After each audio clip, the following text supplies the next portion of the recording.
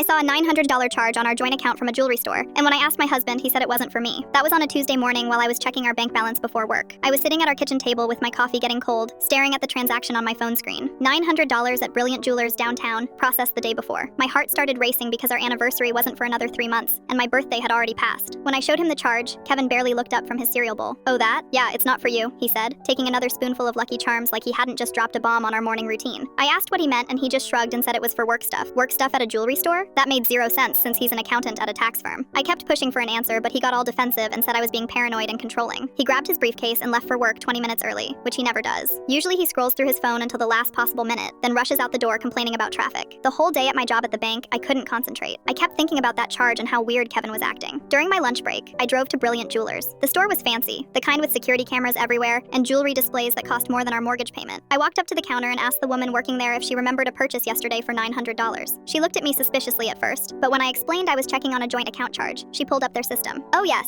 she said. "Beautiful engagement ring." The gentleman was very specific about the style. Said his girlfriend loved vintage settings. My stomach dropped. Girlfriend. I managed to ask what the guy looked like, and her description matched Kevin perfectly. Tall, brown hair, that stupid goatee he thinks makes him look distinguished. She even mentioned he was wearing a blue tie with little anchors on it, which was the exact tie I bought him last Christmas. I somehow made it through the rest of my workday without completely falling apart. When Kevin got home that evening, he was in an unusually good mood, humming while he opened a beer and asking about my day like nothing had happened. I decided to test him. I suggested we go out to dinner somewhere nice this weekend. Maybe celebrate us being together for 6 years. He got this panicked look on his face and said he was really busy at work lately, lots of overtime coming up, probably wouldn't have time for dates for a while. Then he quickly changed the subject to asking if we needed groceries. That's when I knew for sure something was going on. Over the next few days, I started paying attention to things I'd been ignoring. Kevin had been working late a lot recently, always texting someone during dinner, and he'd started going to the gym every Tuesday and Thursday night, which was weird because he'd never shown interest in working out before. He also bought new cologne and started dressing better for work. Friday night, he told me he had to work late again. I waited an hour after he left, then drove to his office building. His car wasn't in the parking lot. I felt like one of those crazy wives from TV shows, but I couldn't stop myself. I drove around downtown and found his car parked outside Romano's, this romantic Italian restaurant we'd never been to. I sat in my car across the street for 20 minutes feeling sick to my stomach. Then I saw them through the window. Kevin was sitting at a corner table with some blonde woman I'd never seen before. She was wearing what looked like an expensive dress, and they were holding hands across the table. When she moved her left hand to pick up her wine glass, I could see something sparkling on her ring finger. That's when everything clicked. The $900 charge, the secret phone calls, the gym memberships, all those late nights at work. My husband of 6 years had bought an engagement ring for another woman and was planning to propose to her while still married to me. I drove home and packed a bag. I took half the money from our savings account and booked a hotel room for the weekend. When Kevin got home that night and found my note on the kitchen table, his phone started blowing up with calls and texts. I turned off my phone and spent the weekend figuring out my next move. Monday morning, I called a divorce lawyer. Kevin tried calling me at work, showed up at my sister's house where I was staying, even sent flowers to my office. But every time he tried to explain, all I could think about was him holding that woman's hand and planning a future with her while lying to my face about working late. The divorce was final 3 months later.